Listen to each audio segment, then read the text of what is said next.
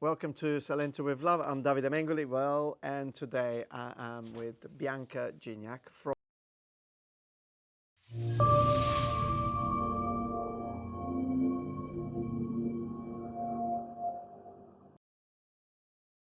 Italian fix. Yeah, you know, the Italian do it better. No, I didn't say that. But, well, I mean, you are married to an Italian, so... He's doing pretty good. He's doing very well, but fantastic. But today, we really would like to talk to Bianca with regards to why you are here, who is Bianca Gignac, and what is the Italian fix, because we've known each other now for a number of years, online, with, I think, several calls. I remember one of them, actually, if you remember. Yeah. I was in Thailand. Remember? Were you? And we had a call together. But anyway, so first of all, right. who's Bianca? Well, Bianca's a very curious woman who has always been sort of creating and building things. And, you know, it goes back to when I was a kid, really. Just, you know, my mom was like, oh my goodness, what are we going to do with this redhead with a lot of energy, right? And I was constantly building things with my neighbor. You know, we'd build forts and we'd build all of these things. And then I went to art school because I thought I was very creative. But actually, the career path that I chose was being an entrepreneur. So I would say very squarely and very firmly, I'm an entrepreneur and I create things from nothing. And I have a vision for people and actually my own life that is, I feel like, unique. And my joy is to share that unique viewpoint with others. When I graduated from art school, I had this really difficult realization. And that was, after 4 years, I didn't want to make art, actually, because that to me felt very tangible. And I don't know if I really cared about making things, because I personally was in a stage in my life where I didn't really care about things, actually. I had all of my things in storage. I sold my car, and I even sold my sofa because I wanted to buy a plane ticket. So here I was, you know, freshly graduated from art school and thinking, I don't want to make art. I don't want to fill people's houses with stuff. I don't even care about stuff myself. So actually, I did some soul searching, and it was really tough. I remember crying to my husband because I got married in Italy in my late 20s. And I remember him going, okay, we've built you a studio. We've got you all the things. And I was sort of in my apartment in Italy. We lived in this beautiful top floor, light flooded apartment. And I was like, I don't want to make things. And this is how it, you know, came about, building a travel company. It was because I actually don't care about things. I care about the people we meet and the things we do along the way. So that personal philosophy made me design a company that I really felt like I could do for the rest of my life. Oh, that's a great picture about you. If somebody could actually draw a picture based on what you've just said, I think it would be an amazing painting or probably a sculpture. It is really amazing when I come across people that manage to have that level of introspectiveness that very few people have. That ability to dig inside and to realize really what they would like to do or who they really are in order to then deliver the best to the world around them. And you've said a couple of things which I kind of I'm very, very familiar about creating, and what we do really create. It's something that sometimes is definitely not tangible, but is tangible in the life of the people that we have actually made something happen. This is probably one of the reasons why we connected a few years ago. We have been nurturing our connection, and here we are today. Yeah, I know. And last week lucky. you were in Galatina, and I thought, oh, I'm going to meet Bianca, and here we have Bianca, and I got the table ready in the middle of the square, and so people were looking at me, and you know what, I always keep my head down. I make very little connections, and people think, oh, David, you're social, but you know, setting up that table was probably one of the hardest things I've done in a very long time. I was sweating. And it's amazing, you know, what you've just described about you and creating. So you have described Bianca. So Bianca, this girl that realized that wanted to be something, creating something, but probably you at some stage you realized that creating wasn't a physical form of creating. Yes. And this is what entrepreneurial people do.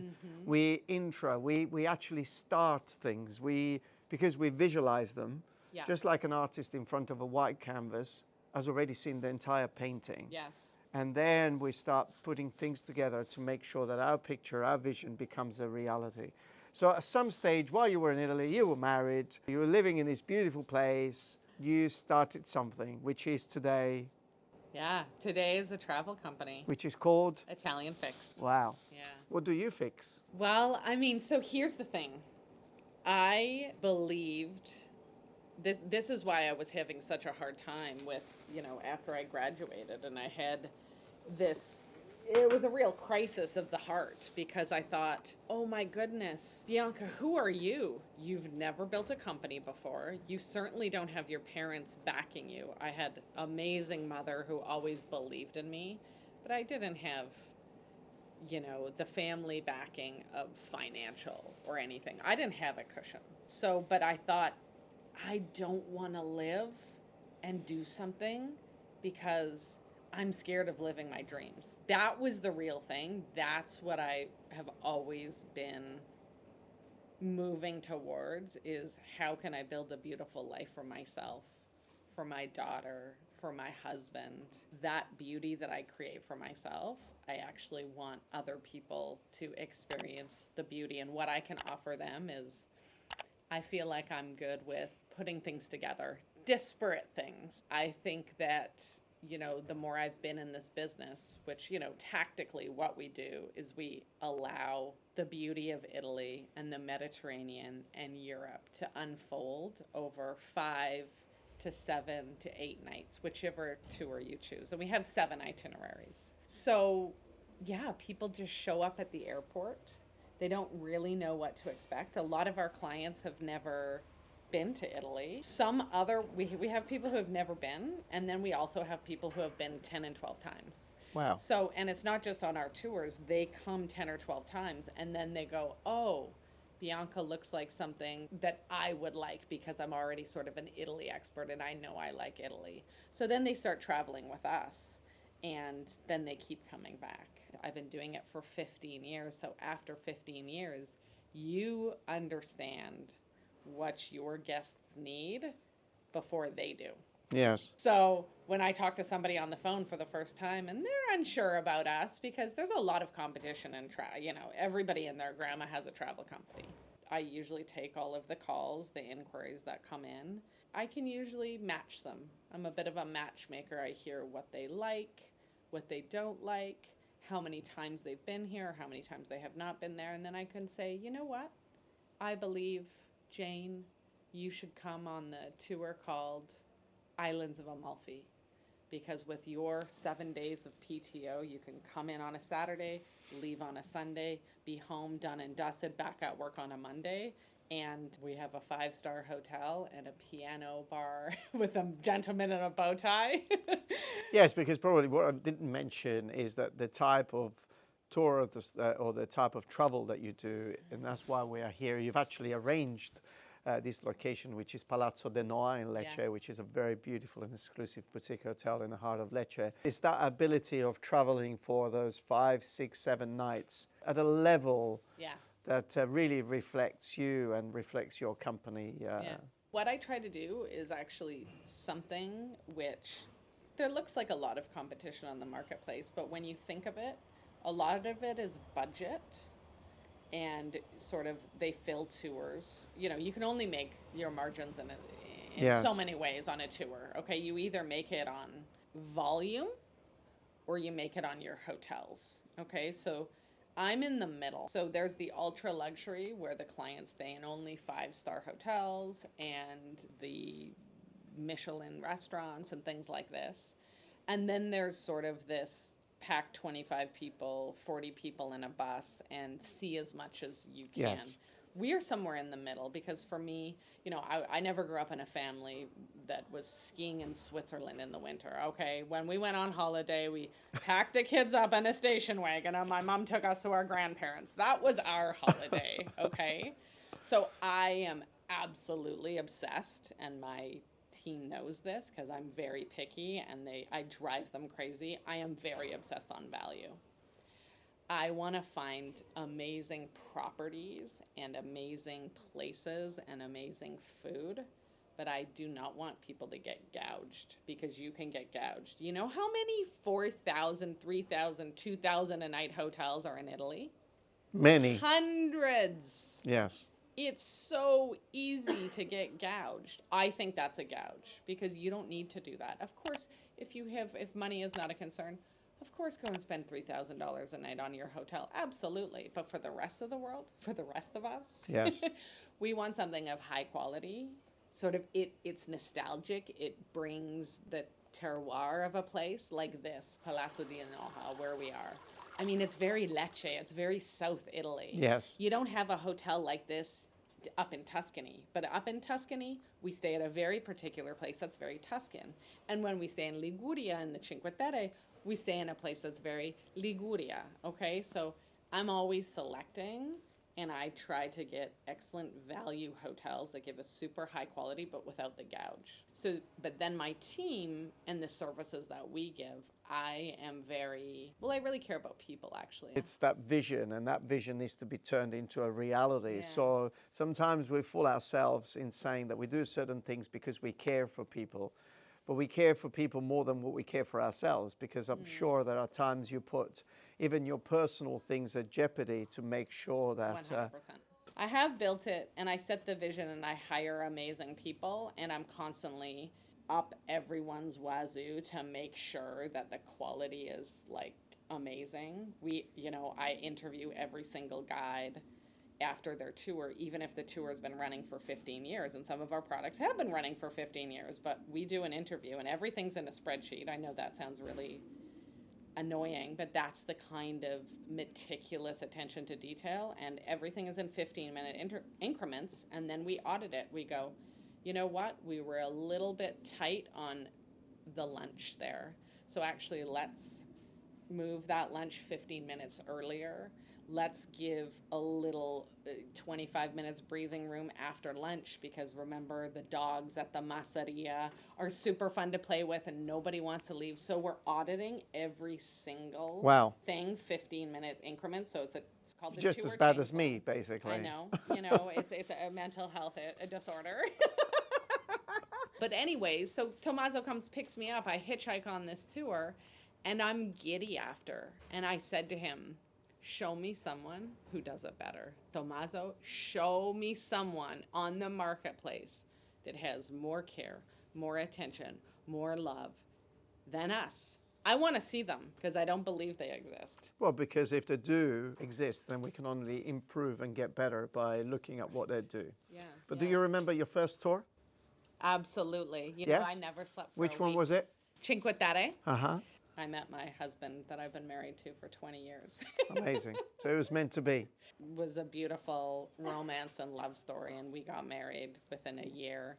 Wonderful. And so that's where this sort of journey all started. So I ran my first tour in the Cinque Terre because I had all of the connections, and I wanted people to experience the Cinque Terre how I felt like I was lucky enough when I was a local, because actually being married to an Italian, you live life differently. Yes. And you live life very differently than when you're a tourist, because when you're a tourist, you're sort of wandering around. You don't understand the culture. You don't understand the customs. You don't understand the language. You don't understand the way of doing things. So after living in that part of the world for a couple of years, I said to my husband, I would like to start running tours to Italy. And I didn't have a big dream.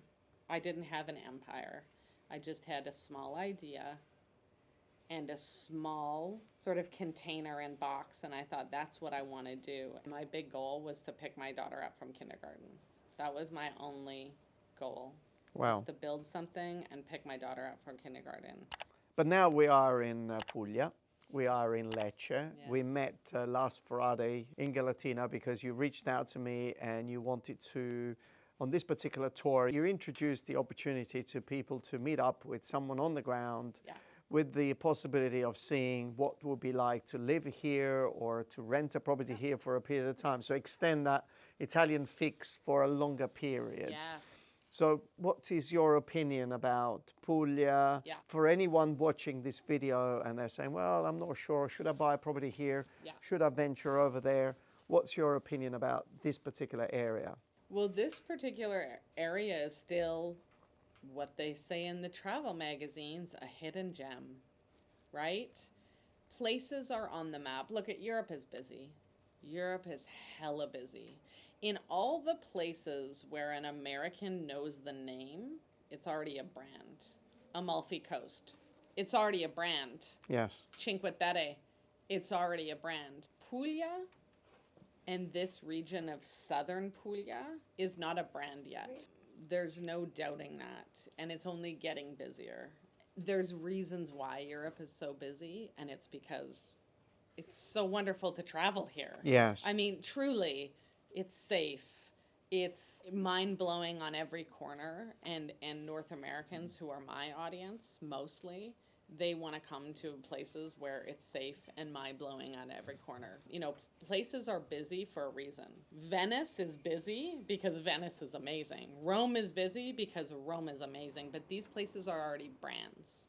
They already have the brand of Positano or the Amalfi Coast. They already have the brand of Cinque Terre or Rome or Florence. But in Puglia, what we have here is that it's not a brand yet. The development of tourism has been happening here for a long time. So the voices that I hear on the streets of Lecce, they're Germans, they're French, and there's a ton of Italian tourism here. Yes. I was in Matera the other day, and Matera is mind-blowing. People don't understand the word Matera. It's not like Positano, Portofino. Matera doesn't have a brand yet. So when you're dealing with places like this, I always like to take people to places that are up and coming or people don't know about it. Actually, what we do right now is we've stopped publishing our itineraries on the internet because we're trying to protect special places. We want to take our guests to the small towns, but we pull them off our itinerary because in the age of Instagram and AI, those places become over touristed. We're trying to protect that cultural integrity. So yes, we take people to Sicily and the Aeolian Islands, but all the places that we visit aren't published. Yes, we take people to the Amalfi Coast, Basilicata and Puglia, but all those places aren't published. What you're doing right now in Galatina and these small villages around, the amount of promotion to this area that you're doing is really impressive, and I don't think I've seen that much promotion since like the Spanish were conquering this part of. Well, it's amazing because I walk down the street and people stop me and say, "Oh, Davide, I follow your YouTube channel." Cool. So obviously, as a result of what we do, what you do, what I do, you've actually passed the passion for people to love Italy. Yeah. They may not go with Italian fix, but still come to Italy. Sure. And it's the same thing with Salento With Love. Over the last few years, I think my social media platform have created something. I actually saw the faces and the expressions of these people when we took them around and showed them some properties which are available for renting in Puglia. So first of all, I'll say thank you very much for spending the extra couple of days here in Salento and for arranging and meeting here at Palazzo de Noa. Yeah, so beautiful. I know that you're going back to your rainy Canada. I am. But hopefully you'll be bringing a few people over and we'll get to continue this chapter in the future. Absolutely. So all I'll say is thank you very much. It's been lovely to have you here, and I look forward to continue the journey. Yeah. And say hi to everyone that I met here on Friday. Yes. And for anyone watching the channel, well, the usual, I would say click the subscribe if they haven't subscribed. They must. Very important. And you must start your YouTube channel. Thank you. She's amazing. I mean, she's like big, she's a goddess of travel, and she doesn't have a YouTube channel. It's crazy. Probably because she wants to keep it secret. The other thing, leave a comment below. You can follow Bianca on her own personal profile, which is Bianca Gignac, or Italian fix. Yes. And until the next video comes out, well, the most important thing, Bianca, stay Stay safe safe wherever you are. are.